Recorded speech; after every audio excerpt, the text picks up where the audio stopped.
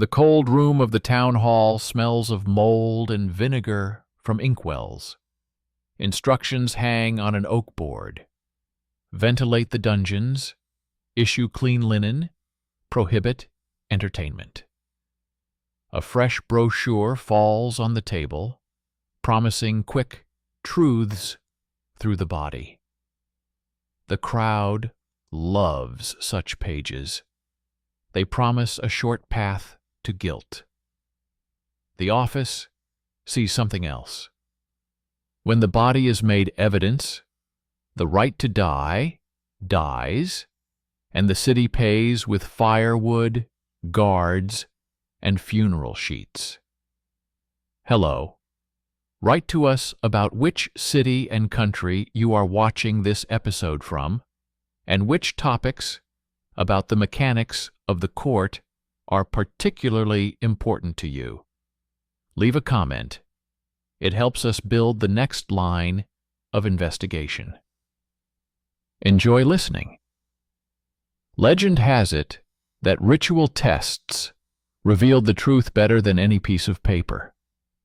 The Chronicle responds with lists, city statutes, books of fines, interrogation forms, instructions for guards and doctors.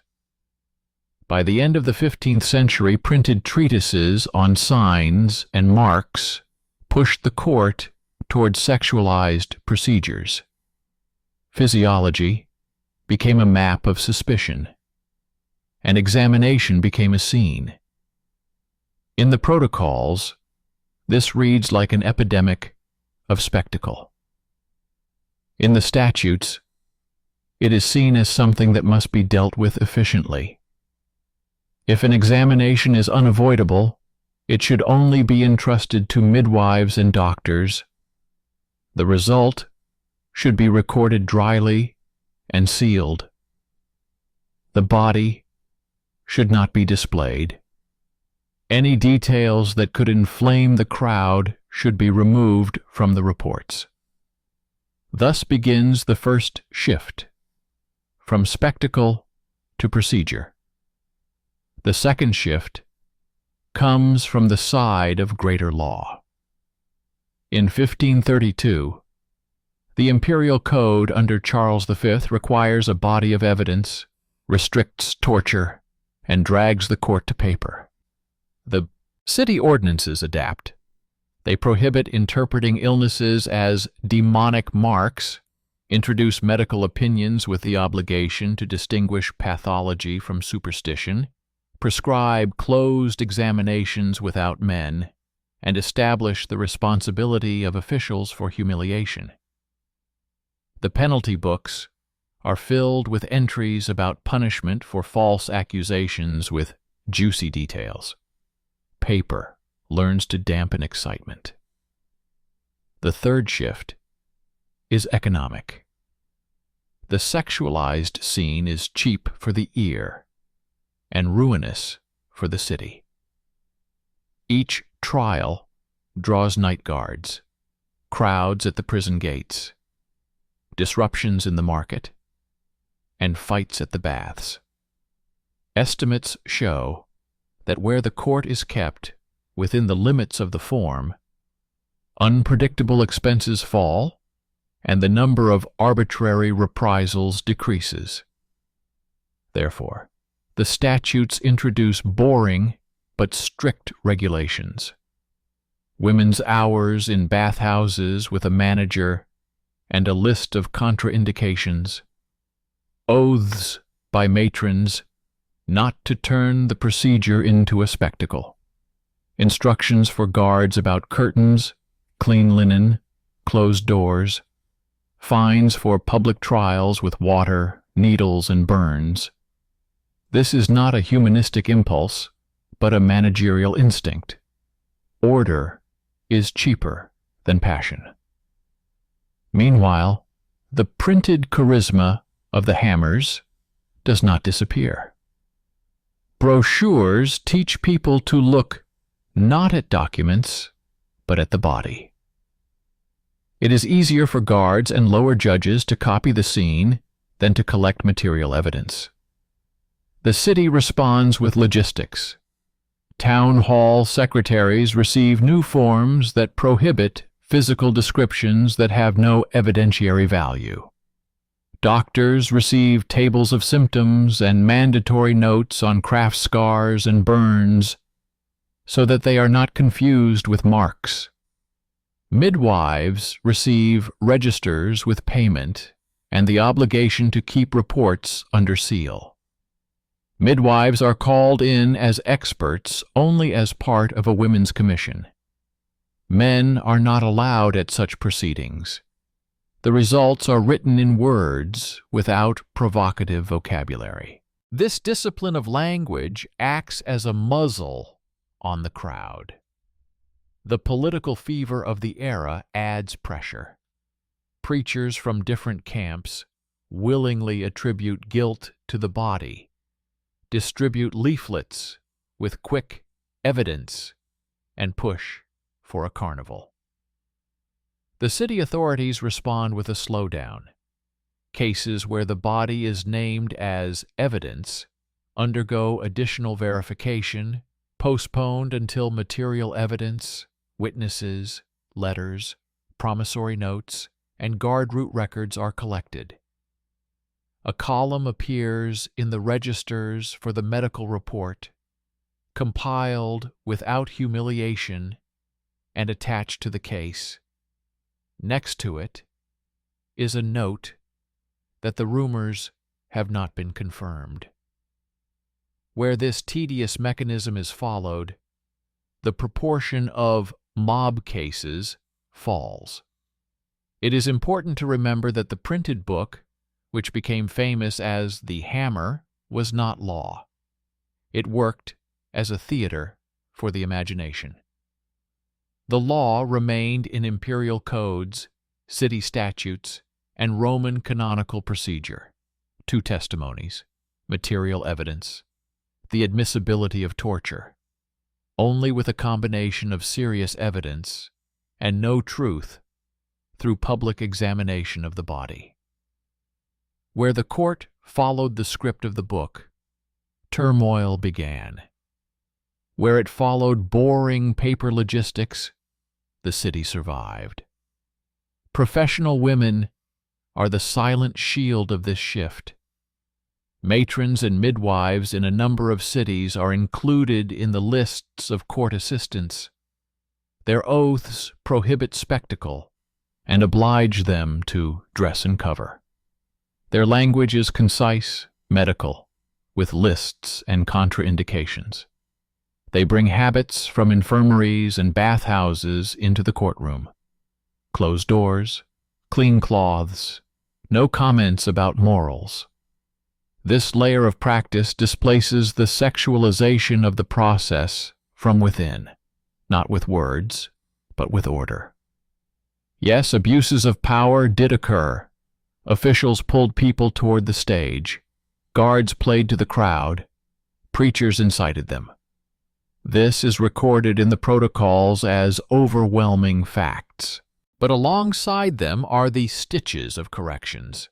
Bans on public auditions, fines for guards for violating decency, new forms without bodily vocabulary, regulations on women's commissions and closed examinations, expenses for curtains and clean linen.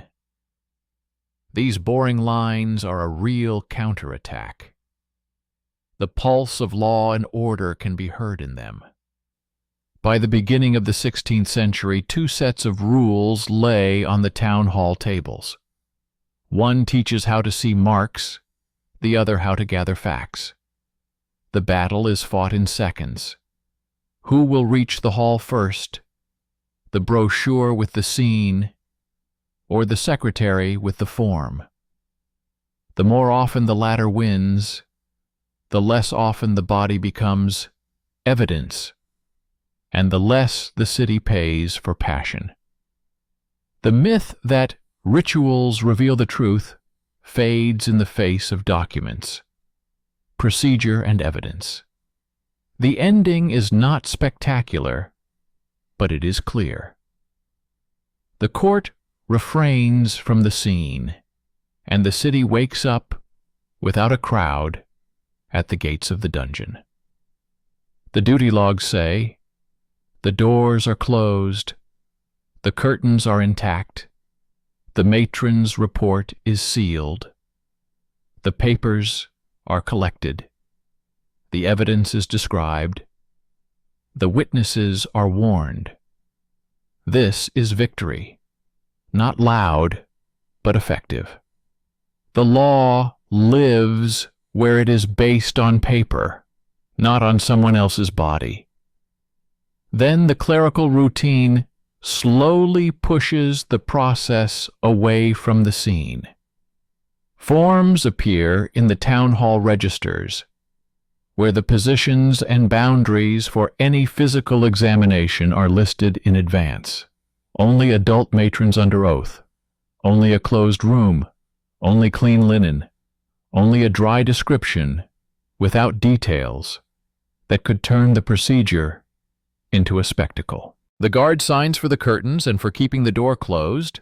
The clerk is responsible for ensuring that there are no inflammatory words in the report, and the doctor is responsible for the table of symptoms and for distinguishing between craft scars and superstitious marks. This language seems wooden, but it is precisely what cuts off the path to the crowd, which likes to believe that the truth is hidden on the skin. In the old imperial lands, criminal codes, which drag the law onto paper, become the first working antidote. In 1507, the Bamberg Code requires a bundle of evidence and caution with torture, and a quarter of a century later, the Imperial Code of Charles V, the Carolina of 1532, sets even stricter limits. Torture is permissible only for serious reasons and should not replace evidence.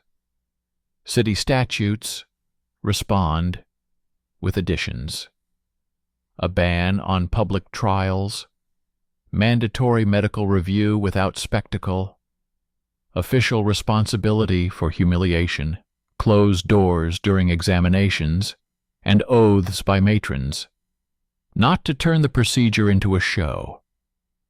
The penalty books are filled with lines about punishment for false accusations with juicy details. Estimates include expenses for curtains, clean linen, and payment for women's commissions. These expenses seem strange only to those who do not consider the costs of the crowd. At the same time, printed brochures from the end of the 15th century remain in high demand. A treatise assuring that signs on the body will reveal the truth travels faster than any protocol. It is read at crossroads, quoted in taverns, and slipped to lower-level judges. At the same time, countermeasures collected throughout the Roman canonical procedure appear in the statutes. A minimum of 2 corroborating testimonies, priority of material evidence, letters, promissory notes, guard route records, confrontations, medical review, yes, public display, no. In some cities, this is enforced by women's hours in bathhouses with a supervisor and a list of contraindications. In others, by an examination protocol where men are not allowed and where any anatomical detail is replaced by a neutral formula. Boredom becomes a shield. Behind this movement are not only lawyers, but also economists. A sexualized scene is expensive. Crowds at the prison gates, night guards, interruptions to trade, disruptions to fairs, fights at bathhouses, sudden expenses for firewood and security. In the estimates, it looks like a spreading crack. Where the process is kept dry, costs fall. Where the body becomes evidence estimates balloon. Therefore, city councils begin to report not with loud verdicts, but with the percentage of cases kept from public view and the time until the outcome in the presence of material evidence. The chronicles record this without pathos. Order costs less than passion. Meanwhile, the political climate is fragile.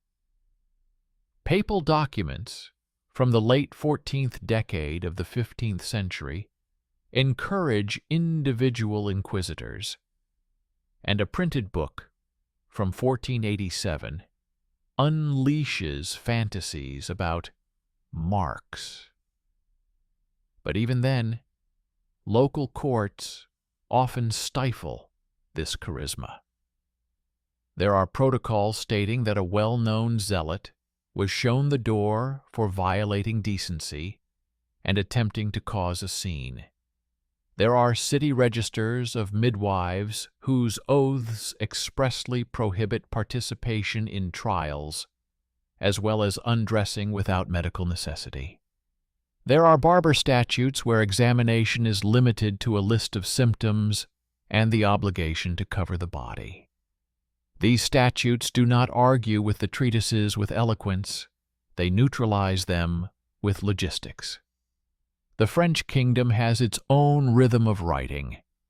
Ordinances from the mid-16th century bring the language of the court into order, and later royal criminal regulations establish a procedure that does not tolerate carnival.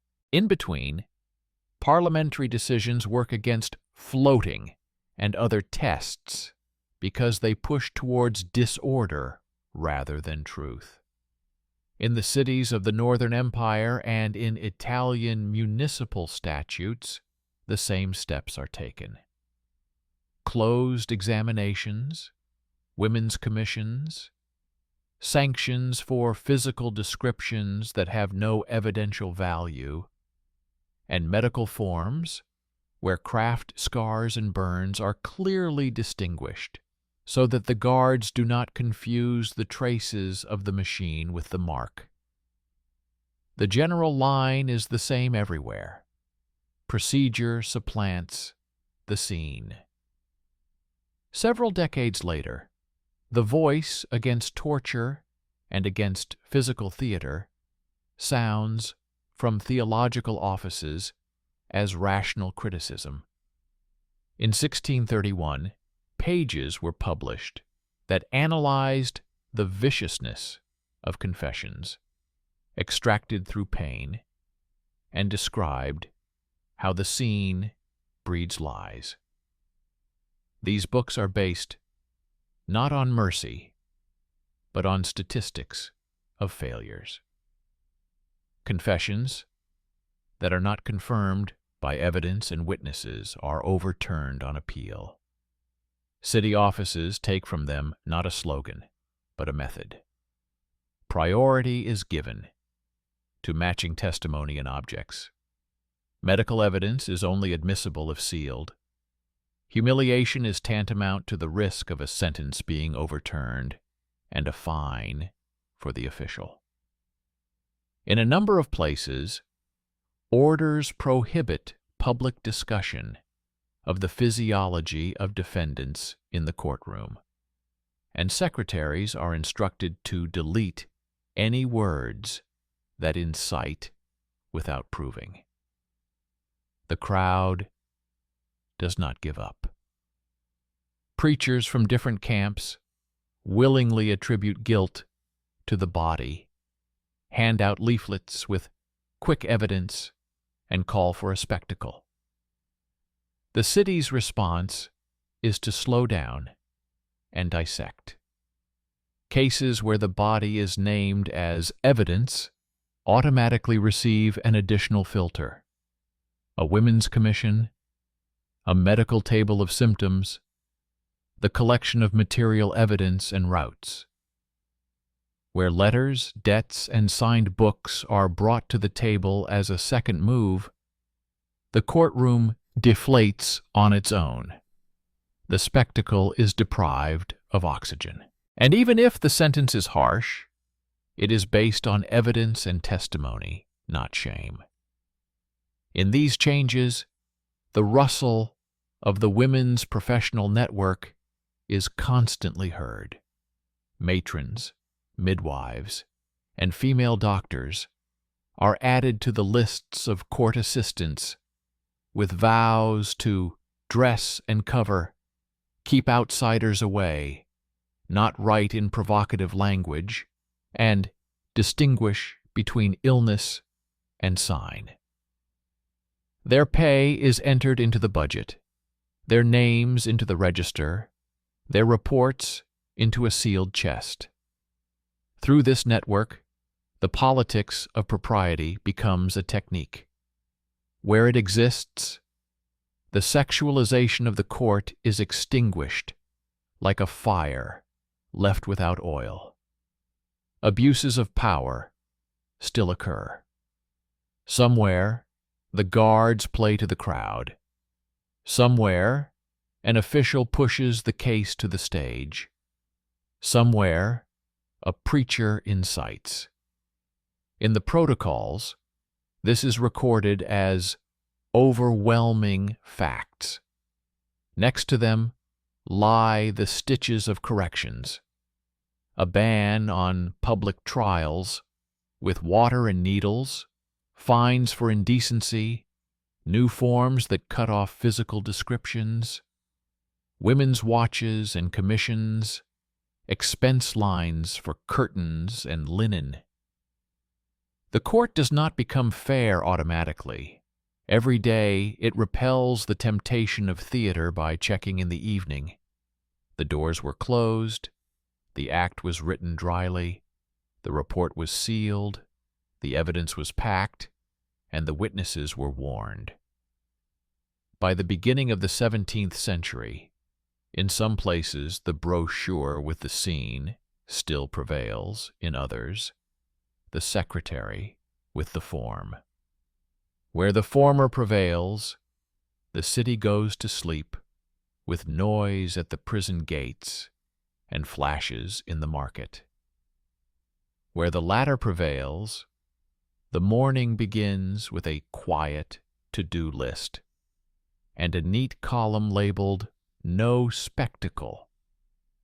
The myth that rituals reveal the truth continues to circulate at fairs, but nearby lies a document, procedure, and evidence. It is these that slowly wrest the law from the hands of those who are accustomed to calling the body evidence. And although the ending of this story is always without applause, it is understandable. A court that refrained from drama, and a city that woke up without crowds. Further on, the mechanics of law straighten their shoulders over trifles that at first glance are not worth the ink. Prison records contain separate lines about the issuance of clean linen before transfer. Bath schedules include women's hours, with an administrator who has a bunch of keys and a list of contraindications on her belt, and city doctors' books contain forms where craft scars, burns from stoves, and marks from looms are described neutrally, so that the guards do not confuse the traces of labor with the marks from the brochures. The same forms force doctors to write about dizziness, fainting, chronic inflammation, and other conditions that later preachers call hints of damage, but city statutes require to be considered illnesses. If an examination is unavoidable, it is governed by rules. Only adult matrons under oath, a closed room, curtains, and a brief, dry description, without vocabulary, that could turn the procedure into a spectacle. A guard signs behind the curtains. A clerk is responsible for ensuring that the act is not picturesque. A doctor is responsible for the list of symptoms, and for distinguishing pathology from superstition. This language sounds wooden, but it is precisely what cuts off the path to the crowd, which likes to believe that truth sits on the skin. Before the printing era, the current controversial trials had already passed their prime. As early as the beginning of the 13th century, the General Council forbade the clergy from participating in ordeals, and the old trials with boiling water and iron became a thing of the past.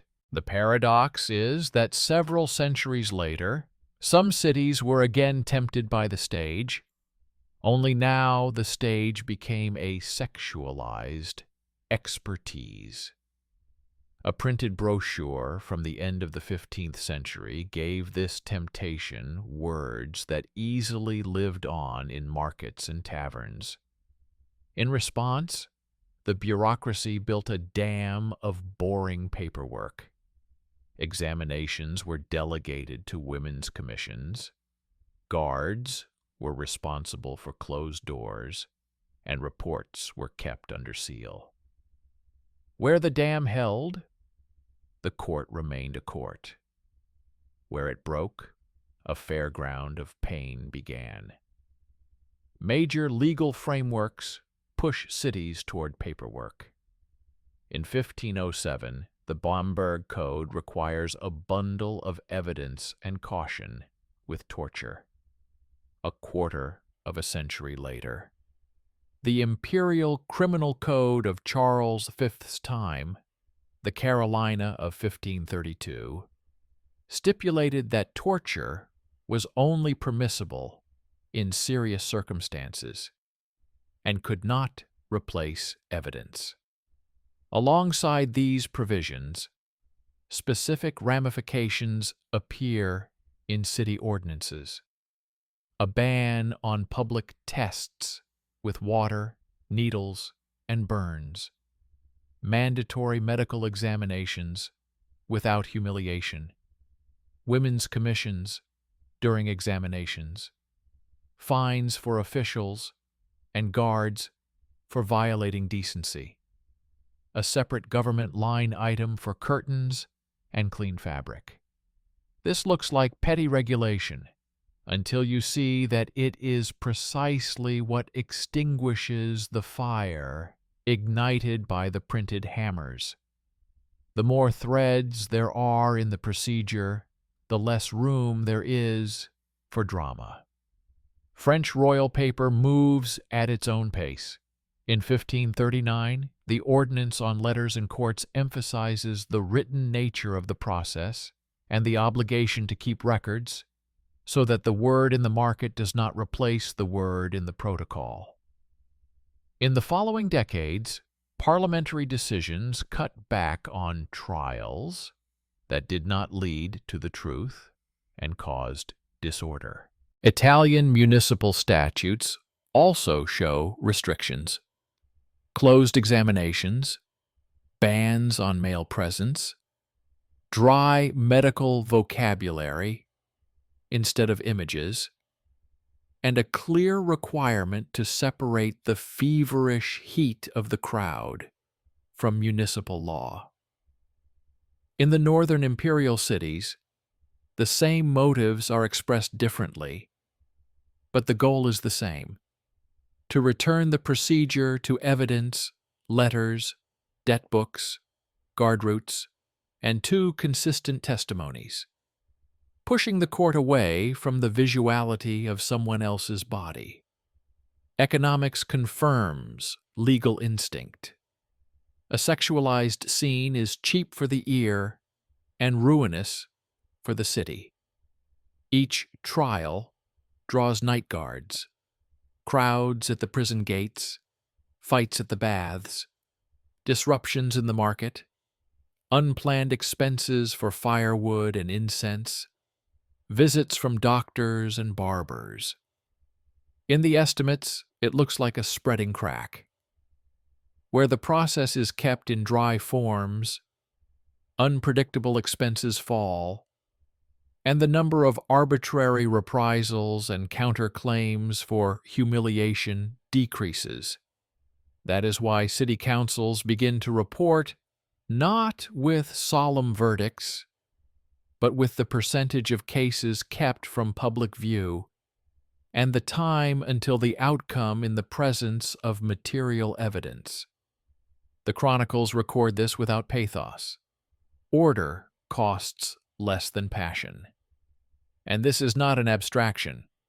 Trade fairs were disrupted less often. Craft workshops were less likely to close in case of unrest, and gate guards returned to their usual routine instead of night morality patrols. However, the printed charisma of the hammers does not disappear. Brochures teach people to look not at documents, but at the body. And there will always be officials in cities who find it easier to copy the scene than to draw up a protocol. Then logistics come into play. Secretaries receive new templates for acts without bodily vocabulary. Doctors are given tables of symptoms indicating occupational injuries so as not to confuse them with marks. Midwives are entered into registers with payment and the obligation to keep reports under seal. Midwives are called only as part of a women's commission. Men are not allowed to participate in such acts.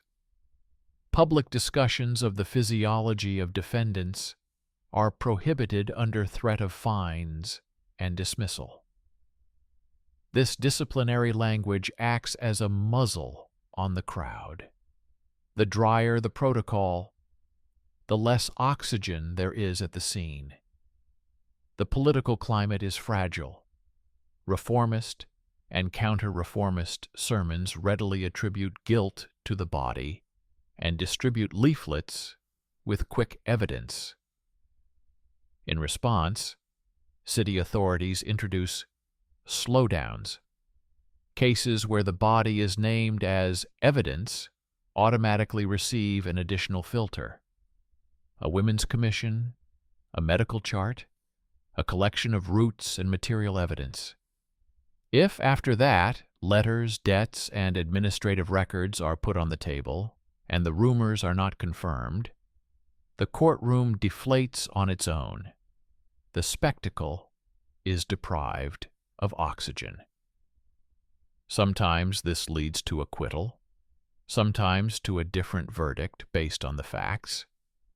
But in both cases, the court renders its decision on paper, not on shame. The role of the women's professional network in this reversal cannot be overestimated. Matron, midwives, and city doctors are added to the lists of court assistants.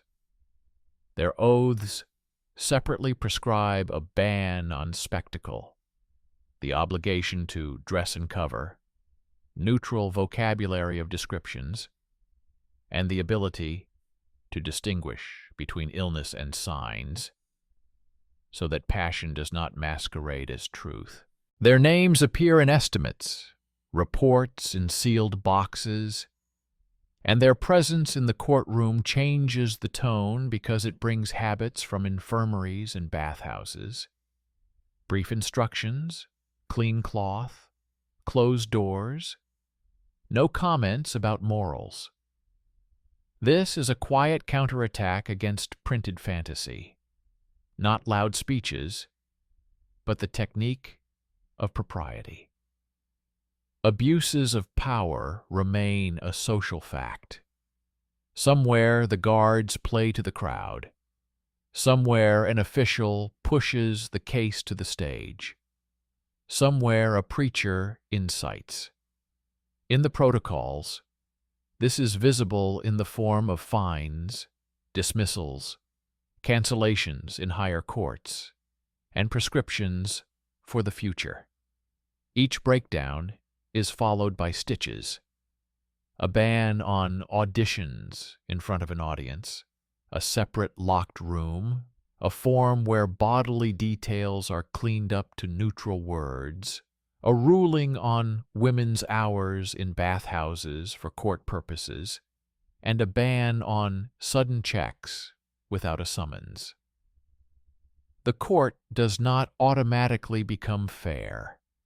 It records the muscle memory of the city, which every day repels the acute temptation of theater with procedure and responsibility. By the beginning of the 17th century, two rhythms can be heard.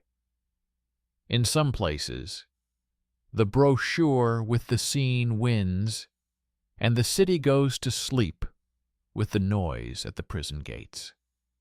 In others, the secretary with the form wins, and the morning begins with a quiet list of tasks, which reads, "The doors were closed, the matron's report was sealed, the evidence was described, and the witnesses were warned." In the long run, it is the second rhythm that experiences seasonal surges of passion. The myth that rituals reveal the truth remains in the fairground memory. The document, procedure, and evidence remains in the chests. When these chests are opened, years later, the voices of the city sound dry and frightening. Not because they describe pain, but because they show how quickly justice dies where the body becomes evidence, and how long and stubbornly it returns when paper cuts off the spectacle. At the end of each working week, the secretary lays out the cases on the table, so that those where someone tried to turn the body into evidence come first. The reports of women's commissions with seals are placed in a separate pile. Pinned to them are prison guards' notes about curtains and clean linen.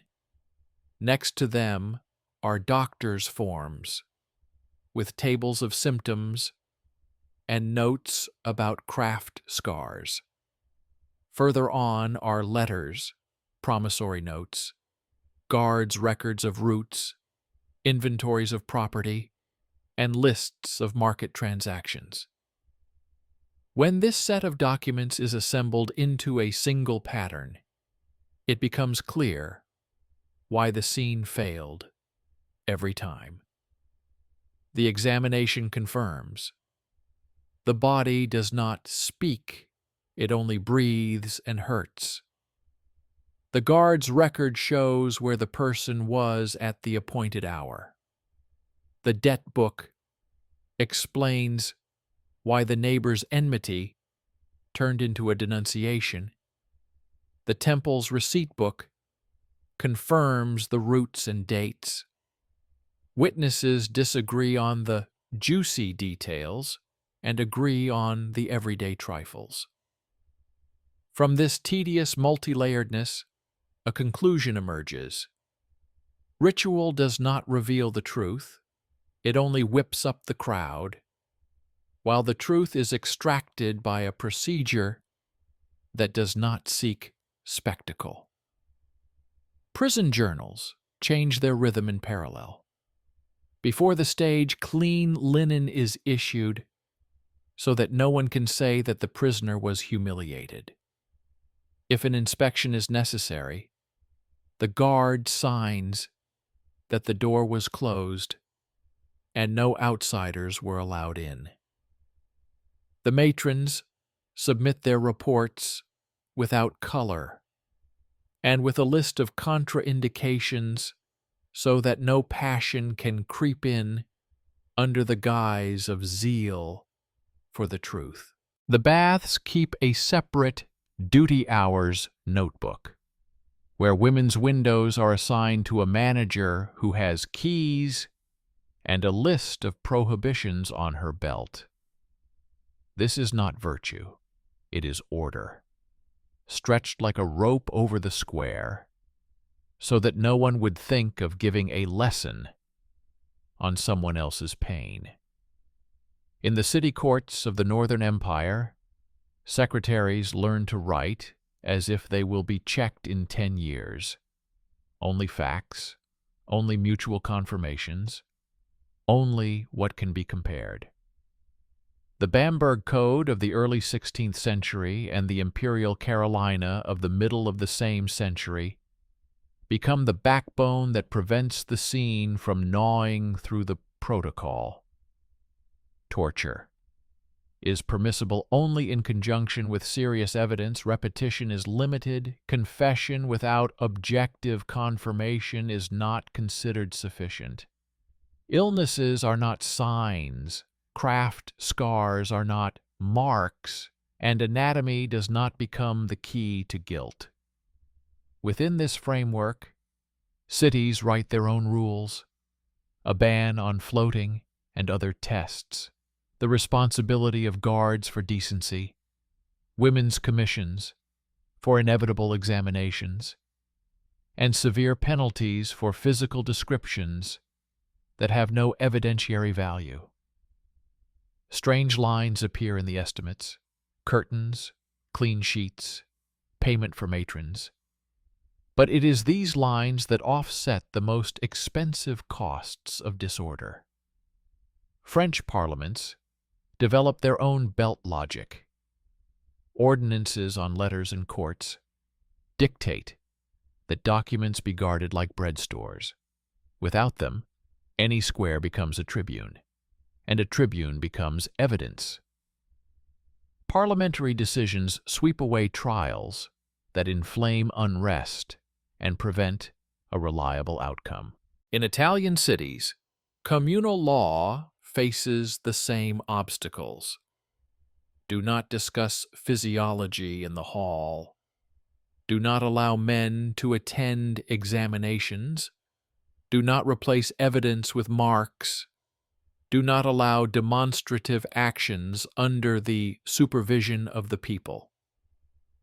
Different languages, one goal: to return the court to things, paper, and votes that can be accounted for in the light of day. Meanwhile, the economists continue to count. In a year when there were more scenes, crowds slept at the gates of the dungeon. More than the norm of firewood was used. Bread became more expensive due to the disruption of fairs. Complaints from craftsmen about downtime increased, and prison guards asked for bonuses for night watches. In a year when the scenes were extinguished at the entrance, the estimates are thinner, the reports are shorter. The judges call the guards less often for extraordinary construction, and the shops are closed only on holidays. In the Chronicles, it looks unsophisticated, but it sounds firm. Order is cheaper than passion. Accounting is more accurate than pamphlets. And it is accounting that lays the bricks for the wall that separates the hall from the square. Meanwhile, the preachers do not retreat. They are ready to explain guilt through the body and call for verification, where humiliation replaces evidence. Sometimes they manage to push through the guards and junior clerks, and then lines about disruptions and punishments appear in the protocols. Dismissed from office for violating decency. Fined for attempting a trial at the gate. Suspended for bodily descriptions that have no evidentiary value. Next to them lie new forms, empty columns, for what used to be written beautifully, and underlined fields for what proves it: letters, belongings, debts, roots. This way, the paper does not argue, but learns not to leave loopholes. The women's professional network on these pages is like mops and keys. invisible in stories, indispensable in work. Midwives and wet nurses are included in the lists of court assistants, their names carrying oaths to dress and cover, not allow strangers, not write with provocative language, distinguish between illness and signs. Medical tables are supplemented with examples of occupational injuries, burns from stoves, cuts from weavers, calluses from tanners. With these lists, the guards cease to see demonic writing in scars, and judges cease to see evidence in anatomy. Where these practices took root, cases were dismissed before a gallery of witnesses could gather in the square.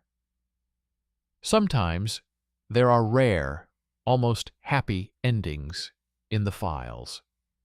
A woman who has tried to be dragged through a trial with stories about marks leaves the courtroom because the matron's reports and the medical chart do not confirm the myth, and the letters and debt records lead to the real conflict, a dispute over land, inheritance, and unpaid salt deliveries. Then the verdict falls on another adult participant, the one who replaced the debt with slander. This is not a victory over the era. It is a local repair of the world. But it is precisely such repairs that form a trend. The scene loses where the paper first closes the door and then lays out the facts before the court. At the beginning of the 17th century, rational criticism of torture and quick confessions was added to the paper burden. On the judges' desks lay sheets of paper detailing why pain breeds lies and spectacle breeds crowds, and why a confession without evidence, witnesses, or matching rotes is not worth the effort spent on nighttime interrogations. These arguments entered practice not as slogans, but as tolerable losses in appeals. Cases where shame was substituted for evidence collapsed at the top. After each such failure, the instructions for the guards were rewritten, forms were reprinted, clerks were retrained, and lists of contraindications were again issued to the matrons. Another break is working in parallel: royal and imperial inspections. The envoys tasked with looking at the paperwork are not interested in the story. They are interested in whether the door is closed during the inspection, whether the matron's seals are in place, whether the records have been cleansed of words that excite rather than prove. The city does not like these visits, but without them, the habit of staging scenes returns more quickly. A year after the inspection, there are fewer nights in prison in the estimates, and in the books of fines, there are more lines about punishment for testing with water, needles, or weighing in the square. This is administrative memory. It is not durable, but it is tenacious. Meanwhile, the printed brochure itself, which once promised a simple path to truth through the body, continues to circulate like a witch's toy. It does not disappear, but fades where the form has become a habit. The town hall secretary chooses what will be the first thing on the table, the scene or the procedure, and more often, the procedure comes first. The guards know that empty curtains protect not only the defendant, but also their salaries from fines. The matrons know that their signatures are as much keys as the iron bundles on the bath attendant's belt. The doctor knows that his chart is the same ladder to the archives, where a juicy legend turns into an empty space. From this everyday agreement, the final nerve is born. Myths feed the crowd, documents feed order. When the secretary closes the chest with the documents in the evening, he knows exactly why the city will wake up without a crowd at the gates of the dungeon. The duty logs say, clean linen issued, examination rooms kept closed, matron's report sealed, medical chart attached, evidence described, witnesses warned, physical descriptions cleaned up to neutral vocabulary. This is not poetry. It is craftsmanship. And this craftsmanship repeats the same simple formula every time. As long as the body is kept from playing the role of evidence, the law is alive. As soon as the body is made into a stage, the law begins to die. Paper does not let it die, not because it is nobler than the crowd, but because it breathes longer. Further on, a bridge grows out of the scattered papers, across which the court moves from passion to technique. In the German lands of the second half of the 16th century, urban memoranda for young judges appear, directly listing what to consider evidence and what to consider noise. These notebooks contain everything that has to be repeated from case to case. Letters and promissory notes are stronger than signs. Guards' notes on routes are more important than stories about suspicious scars. And the testimony of two unrelated witnesses is stronger than a neighbor's juicy retelling. The same notebooks also record the secretary's new craft, removing words from the report that excite but do not prove, certifying medical tables with a seal, stipulating that during the inevitable examination, only adult matrons under oath, a closed door, a clean cloth, and a short formula without displaying the body are present. Boring vocabulary becomes part of the fence, like stone edging around an open well. Further north, in the free cities of the empire, economic books speak the same language, only more crudely. In the years when trials turned the court into a spectacle, the cost of night guards increased because crowds gathered at the gates of the dungeon. Spending on firewood and oil for lanterns increases, market days are disrupted, and fair fees decline. In the years when the city keeps the process within the confines of forms, estimates are thinner, gate guards return to their regular schedule, and markets open on time. Accounting knows no romance, and therefore its arguments are stronger than pamphlets. The expense lines show how expensive the easy truth extracted from someone else's body is, and how cheap the boring truth gathered from things, roots, and coinciding voices is. Even where late panic reverses the general trend, documents leave their mark. In the Frankish lands and episcopal cities at the turn of the 16th and 17th centuries, serious trials with mass arrests break out. In them, they again turn to the body as evidence, and confessions are extracted through pain. But it is these same places that, a few years later, become the source of rational refutations.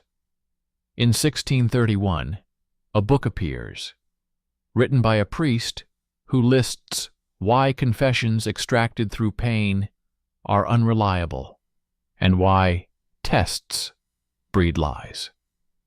City offices took not a slogan from it, but a method. Evidence is a chain of coincidences, not a picture memorized under torture. Following this, the registers are filled with notes. Examinations are closed. Reports are sealed. Physical details are removed. Confessions are considered insufficient without evidence and testimony. The French line moves at its own pace, but in the same direction. An ordinance of the mid-16th century reinforces the written nature of the process, and in the following decades, royal criminal procedure consolidates the closed, paper-based nature of the court. Yes, it will contain a separate harsh instrument, interrogation under torture, and it will become a cause for well-known fear, but at the same time, a practical barrier against physical spectacle is growing. Examinations were conducted away from the courtroom. At the court, there was a ban on discussing physiology, and in the records, neutral language was used and picturesqueness was prohibited. Parisian parliamentary decisions from time to time sweep away trials that do not lead to a reliable outcome, because each such check disrupts governance. The square boils over, the markets break out, the guards tire, and in the end, the case collapses on appeal. The dry lines of the decisions reveal not humanism, but the economic instinct of the administration. In the Apennines, municipal statutes operate in a similar way. In large cities, where the bathhouse infrastructure has survived for centuries, women's windows are allocated for the needs of the court, with an administrator, keys, and a list of contraindications. At the same time, barber and medical guilds rewrite their statutes to distinguish occupational injuries from superstitious marks. In many places, this is presented as a matter of honor. A professional is responsible for their vocabulary. And where vocabulary has become a habit, the scene ceases to be comfortable. A neighbor no longer sees a mark in a weaver's scar, and a secretary no longer sees evidence in a stove builder's burn. Female professionals, midwives, birth attendants, and healers continue to operate as a separate network. Their oaths stipulate 4 simple things: dress and cover, do not allow unnecessary people, do not write in provocative language, and distinguish between illness and mark. In practice, this means that an examination, if unavoidable, begins with a clean cloth, continues with brief technical actions, and ends with a dry report under seal. Their names and fees are recorded in estimates. Their reports are kept in chests with seals. The more the city relies on this network, the faster it extinguishes attempts to turn the hall into a theater. This is not an attack on truth. It is an attack on the form in which truth is loved, to be sought in the square.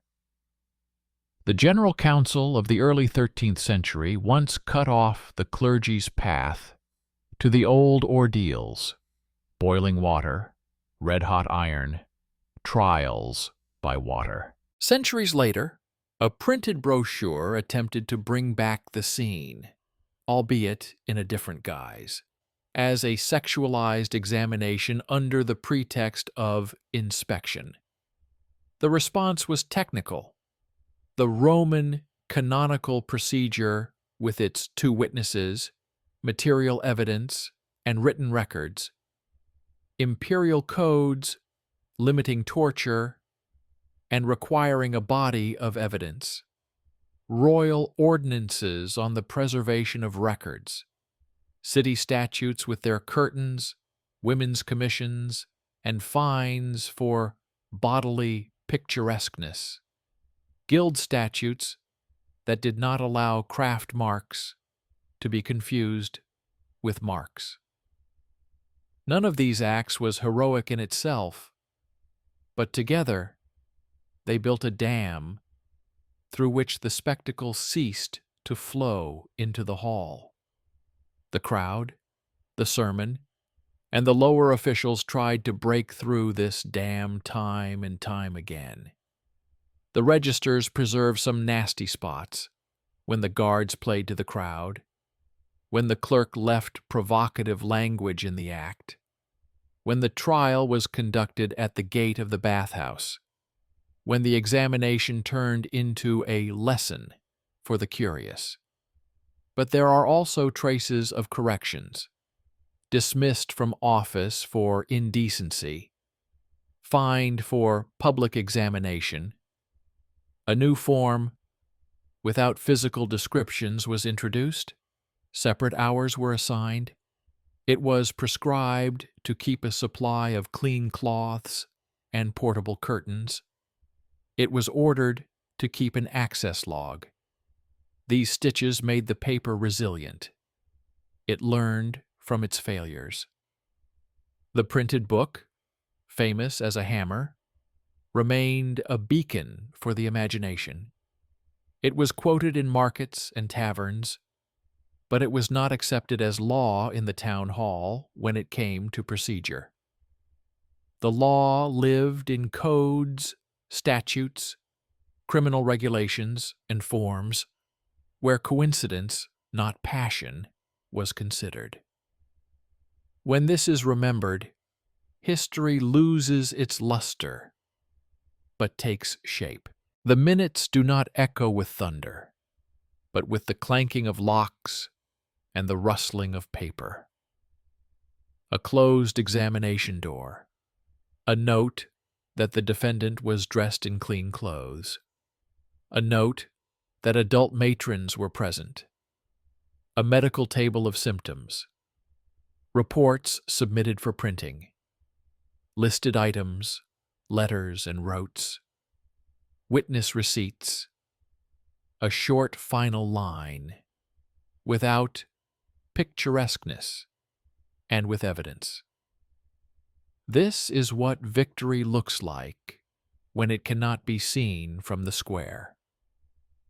By the beginning of the 17th century, when the passions of the era throw cities into heat and cold, it is this paper technique that experiences ups and downs. Where it is weak, the stage enters the door again, and the city pays with turmoil, expenses, and resentment. Where it has become a habit, the body remains behind the curtain. Confession does not replace objects, and truth is gathered piece by piece, like a table on which a heavy book is placed. Legs, crossbars, splinters, nails.